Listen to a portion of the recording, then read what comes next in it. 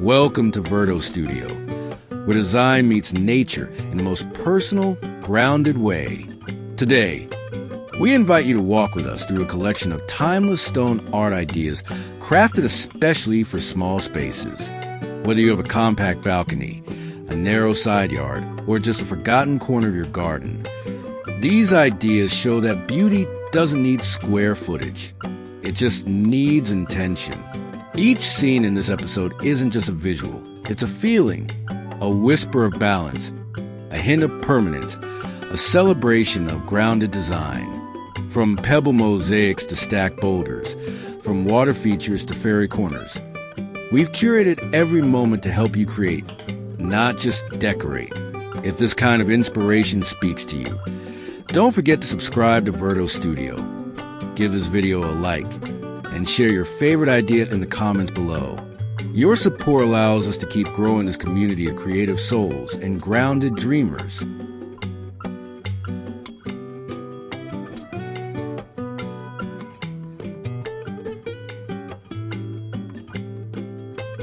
One, Zen stone balance towers. There's a quiet ritual that unfolds in the smallest corners of the garden, one that doesn't require tools, only time and intention. It begins with a search for stones, smooth, imperfect, shaped by rivers or worn by time. One by one, they are stacked, not to defy gravity, but to acknowledge it. In our backyard, tucked behind the rosemary bush, I started placing them. First, a wide, flat one, the anchor, then smaller, stranger shapes. Each stone chose its place with a little wobble, a little trust. There's something about this slow building that hushes the mind. We call them Zen stone towers or cairns. Ancient forms use to mark trails or offer spiritual symbols in many cultures. But in a garden, they're reminders of patience, of breath, of presence. You don't need a large space, just a patch of moss, some gravel, a nook by the gate. Choose river stones, beach pebbles, or even salvage pieces from an old patio. Let the act be intuitive. Don't overthink balance. Feel it. Some towers might fall in the rain. Some will stand for months. That's part of their grace. If you place them near ferns or hostas, the contrast of softness against stone brings gentle drama.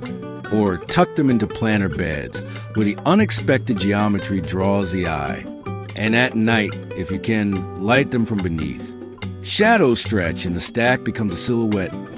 Simple, grounded, beautiful. You don't have to explain why they're there. The stillness says enough. And in this little act of placement and pause, your garden breathes a little deeper.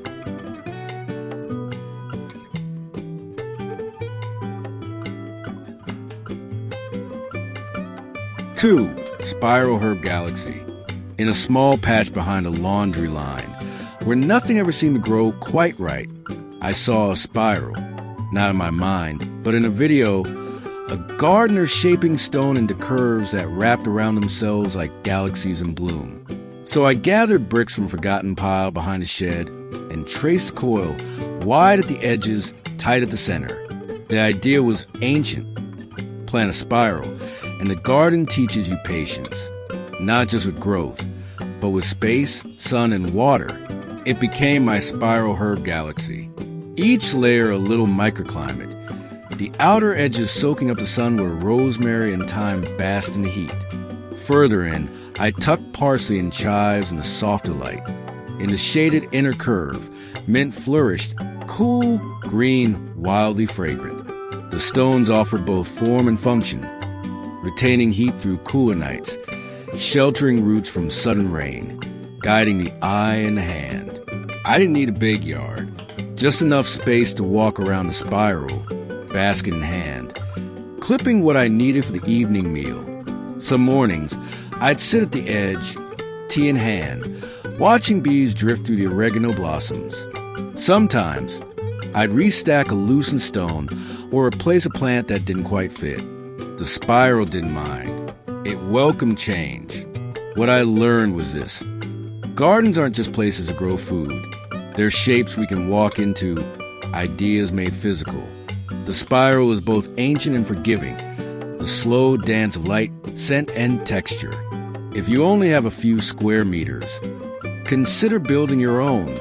Let it rise gently, a soft coil of life, and feel how even in the smallest of spaces, the universe curves gently toward beauty.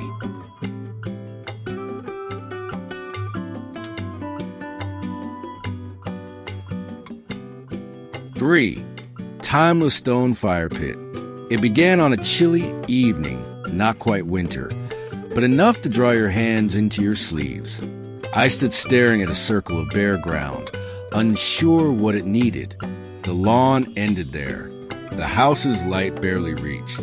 It felt like a forgotten edge. Then I remembered that video, where a stone fire pit turned a plain patch of earth into a place that pulled people in. That's what I wanted, a gathering point. Not grand, just grounding. I gathered stones, old ones of moss still clinging, and newer ones that chipped when dropped. I arranged them in a ring, wide enough for a small fire but still cozy. At the center, a metal bowl held the flames. And just like that, it wasn't just a corner anymore. That first night, we pulled up 3 chairs. The fire popped and whispered like old stories. A dog curled beside us. The air smelled of cedar and something ancient. And though we were just a few feet from a kitchen door, it felt like another world. That's the magic of a timeless stone fire pit. It makes a space out of silence, warmth out of stone. You don't need a full yard. Even a few meters is enough. Stack your stones, or use a bowl atop a gravel patch. Place plants nearby. Rosemary loves the heat. Add cushions, soft lighting, and you created a ritual. It doesn't have to burn every night. Sometimes it just sits cold and beautiful, reminding you that something lives there. A circle of stone waiting to be lit. Build one and watch how people gather, not just around the fire, but into the moment.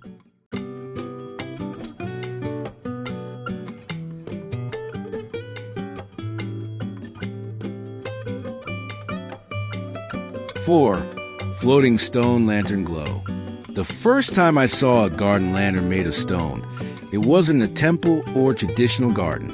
It was in a neighbor's tiny front yard, half buried beneath jasmine vines, its quiet form catching the light like a secret. Inspired, I found a rough granite lantern at a local salvage yard, chipped mossy, heavy in the hands. I placed it near a patch of creeping thyme by the side path, not knowing exactly what I wanted it to do. That night, I dropped a flickering solar light inside, and suddenly, the whole space transformed. This is the power of the floating stone lantern glow. It's not grand, it doesn't shout, but it glows with something old and calming, a memory of rituals and gardens where stillness is the soul. In small spaces, these lanterns become quiet anchors. They don't need much. A gravel bed, a cluster of ferns, or a low bench nearby. The glow they cast at night, soft, directional, golden, is less about illumination and more about emotion.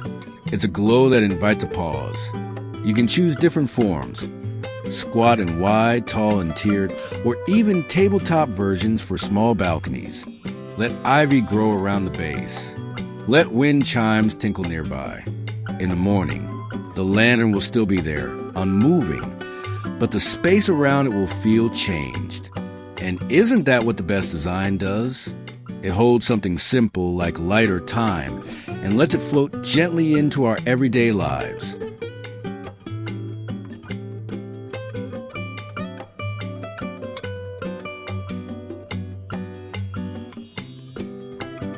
Five, whispers of a pebble mosaic path. There's a trail I built not to get anywhere, but to slow down. A path that curls gently through the garden like a whispered story told beneath your feet. Not straight, not smooth, but intimate. It began with a basket of river pebbles, each one chosen for its color, its smoothness, its feel underfoot. I'd seen it once in a video, a mosaic path, winding like a stream, carrying rhythm and texture across the soil. I watched that clip a dozen times, then bent to the earth and began. It took hours, days, no cement, just careful setting in sand, a little nudge here and there until the curves felt right. I made spirals where there was space, leaf motifs near the rosemary, and waves that echoed the climbing vines overhead. The result wasn't perfect, but it was alive. After rain, the pebbles gleamed like polished glass. In late light, they cast tiny shadows that danced with the breeze. And walking barefoot over them, it was like stepping through time, each stone warming slightly to your skin, grounding you. In small gardens, where space is precious, the ground becomes your canvas. A pebble path doesn't need to go far. Even 2 meters can carry a feeling. Let it wind, let it meander, let the design emerge as you lay each stone. You'll learn the weight of patience, the art of imperfection, and how the very act of building becomes a kind of walking meditation. And when it's done, when guests arrive and pause before stepping in, they'll ask, "Did you make this?" And with quiet pride, you'll say, "Yes, one stone at a time."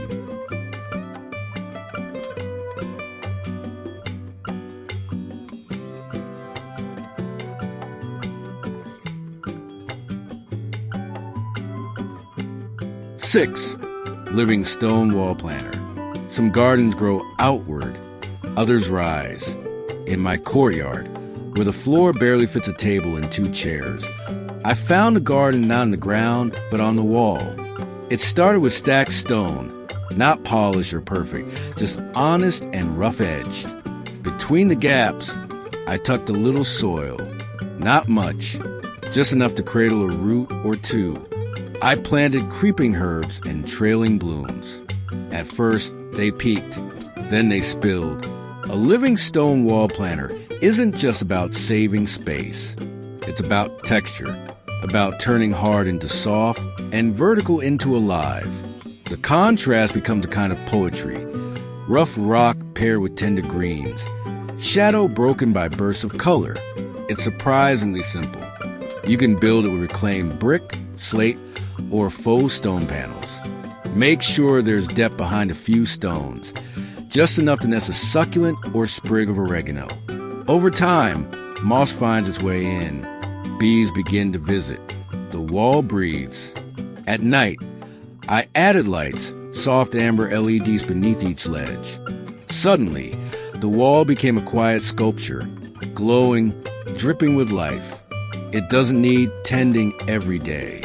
Just a little misting, some occasional trimming. And what it gives back, an entire garden, pulled upward like a living tapestry. If you're short on ground but rich in vision, build it. Stack your story in stone and roots, and let the wall grow wild.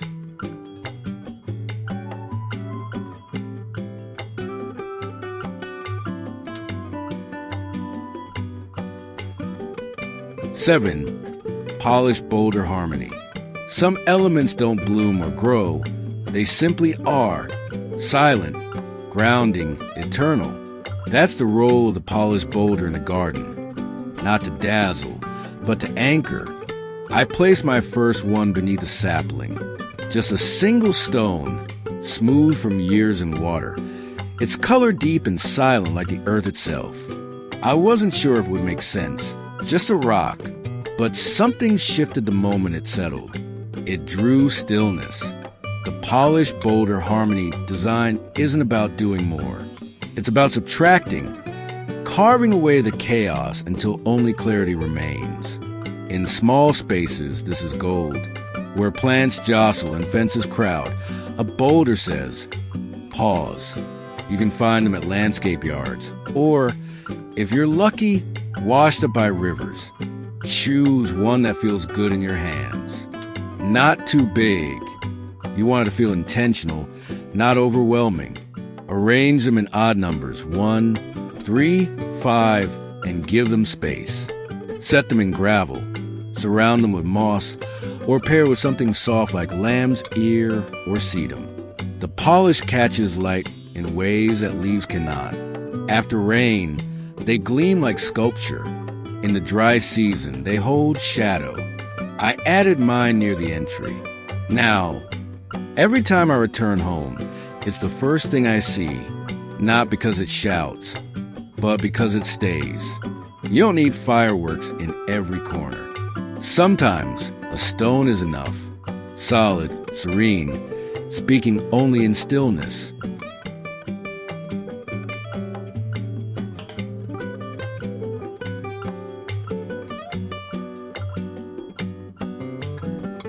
Eight, mosaic wall of memory. There's a wall behind our garden shed. Old, cracked, forgotten. It faced the neighbor's fence and caught no sun. For years, it was nothing but a backdrop to other things. Until one day, inspired by a fleeting moment of video, I gathered a box of broken plates, pebbles from a creek bed, and shards of tile I'd saved just in case. And that's where the mosaic began. I didn't sketch it. I simply followed feeling. A tree at first, the trunk rising in rough stone, its branches curving in ceramic blue. Then birds appeared. A moon. Suddenly, that blank surface began to whisper. The mosaic wall of memory isn't just decoration. It's story.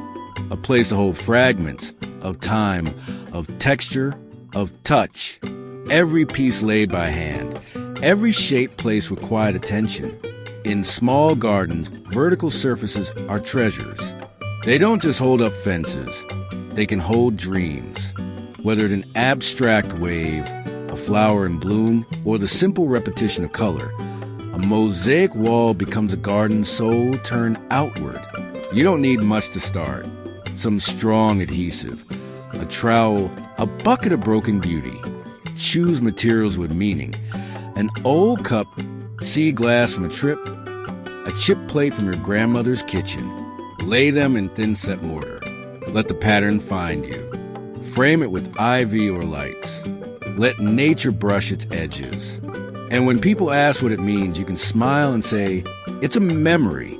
Because that's what this is, not just a wall, but a mosaic of everything that brought you here.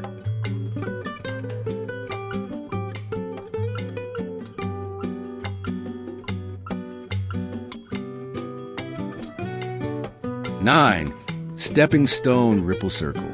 It started with a circle, not drawn on paper, but imagined in soil. I wanted something small, a space that said, come here and be still. I cleared the ground near the old rose bush, where nothing quite grew right. I placed the first stone at the center, then moved outward, step by step, like skipping stones across a pond. Each one a ripple. The stepping stone ripple circle isn't just a path, it's a presence. Even in the smallest of gardens, it draws the eye and stills a moment. There's something ancient in the shape, the way it gently contains space without fencing it in. You don't need symmetry, you need rhythm. Let each stone vary slightly in color or edge, flagstone, granite, reclaimed tile. Let grass grow between them, or moss, or gravel, if you prefer contrast. The in-betweens matter as much as the stones. I placed a bench near mine, and sometimes a lantern at the edge. In the center, I planted a container, once herbs, now a maple tree that marks the seasons with fire and gold. It's become the heart of the garden, a circle that holds conversation, barefoot mornings, and quiet thought. Guests always pause when they step into it. Their pace slows. They look down. They smile. And that's the magic. It's not just design. It's an invitation. So build your circle. Let the ripple start small. And watch how it gently widens your world.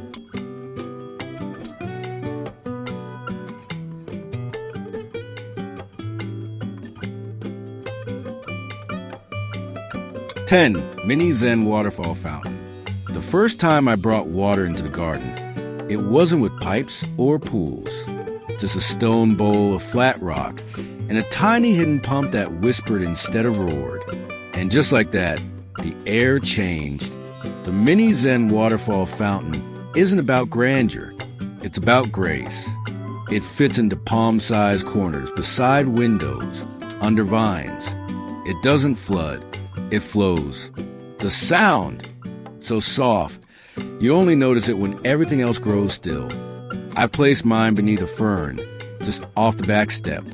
I use an old granite tile as a lip and nestle the base in a shallow bed of river pebbles. The water falls in a single sheet, like silk, and disappears below. A solar pump keeps it going. No wires, no fuss. But the result? Instant calm. You can make one from almost anything. A reclaimed sink, a carved bowl, even a stack of stones, hollowed gently to let water pass from one to the next. Surround it with moss, soft grasses, or nothing at all. Let it breathe. It brings coolness to hot days, movement to still corners, a soft song for morning tea or evening quiet. And in the smallest gardens, where space is precious, this tiny fountain becomes more than decor. It becomes a pause, a breath, a reason to linger, because water doesn't need much to feel like a river. Just gravity, stone, and the gift of letting go.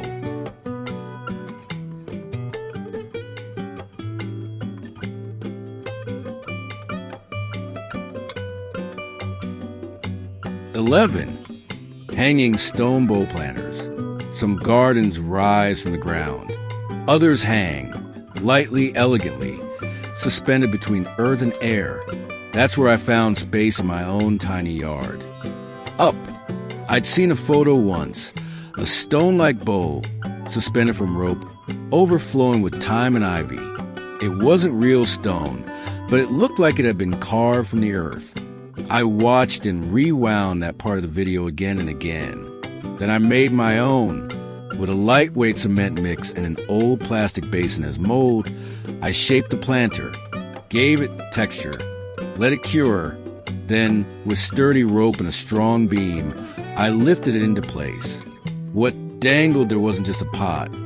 It was a floating piece of the garden. The hanging stone bowl planter is perfect for those who crave greenery but lack soil.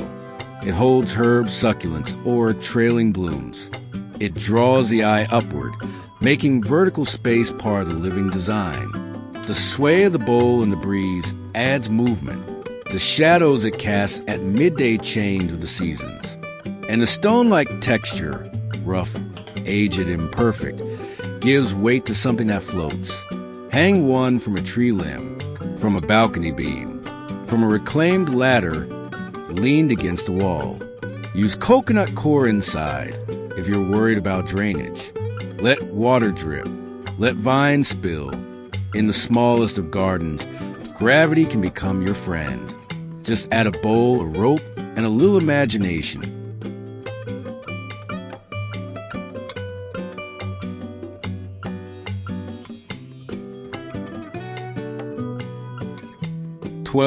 Stone frame miniature fairy garden. It began as a game. A leftover patch of soil, some pebbles, a few broken twigs. But what emerged was a world. I'd seen in a video once. A miniature garden framed in stone, no larger than dinner plate, yet alive with magic. Not showy, not loud, just quietly enchanted. So I gathered what I had: moss from the tree base, flat stones from a hike, a tiny handmade door from a local market. I pressed the stones into a ring, filled the center with potting soil and dreams. This was my stone frame miniature fairy garden. Inside it, nothing grows taller than your wrist, but everything feels vast. A winding shell path, a mossy seat, a walnut cradle holding a pebble egg. You can plant low ferns, baby's tears, creeping thyme. Add a swing made of twine, a broken ceramic bird. The charm lies in scale. It makes you bend closer, makes children gasp, makes guests smile in surprise, as if they've stumbled into a storybook. Build one in an old saucer, or at the base of your tree, or tucked between larger plants. Use pebbles to create borders, mimic riverbeds, or define rooms. Let it blend with its surroundings, not stand apart.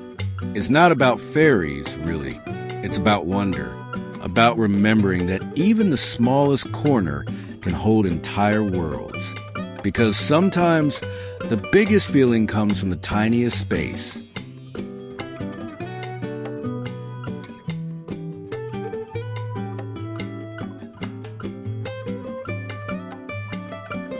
Reclaimed stone bookend planters. They were meant to be thrown away.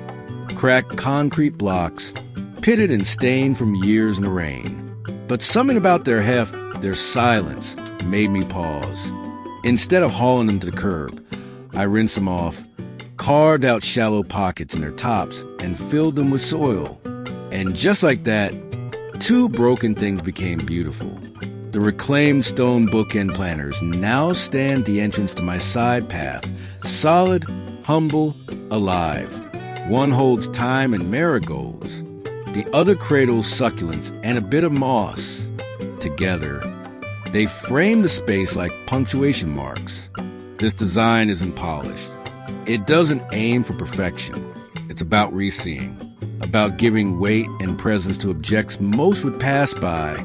These blocks, concrete, sandstone, or repurposed granite can mark boundaries, define space, or anchor a floating bench. They're incredibly stable. You don't need to cement them down. Just set them in gravel. Let the plants drape.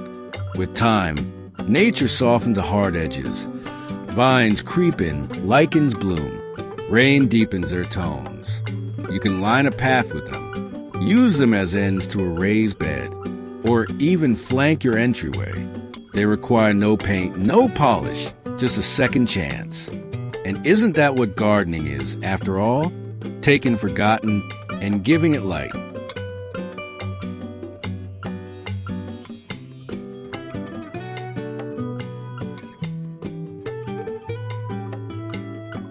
Thank you for joining us on this quiet walk through stone, space, and intention. At VERDO Studio, we believe that even the smallest gardens deserve beauty that lasts. Not flashy, not fleeting, but grounded and meaningful. Whether you decide to build a spiral herb bed, place a cairn near your bench, or simply lay a single smooth stone beside your favorite plant, remember, these gestures are enough. Nature doesn't rush, and neither should we. If today's video sparked even a single new idea, we'd love to hear it. Share your thoughts in the comments. Your creativity inspires us and our community more than you know. Don't forget to subscribe so you won't miss our next journey into timeless outdoor design. Until then, may your garden be calm, creative, and rooted in what matters most. We'll see you soon. Warmly, VERDO Studio.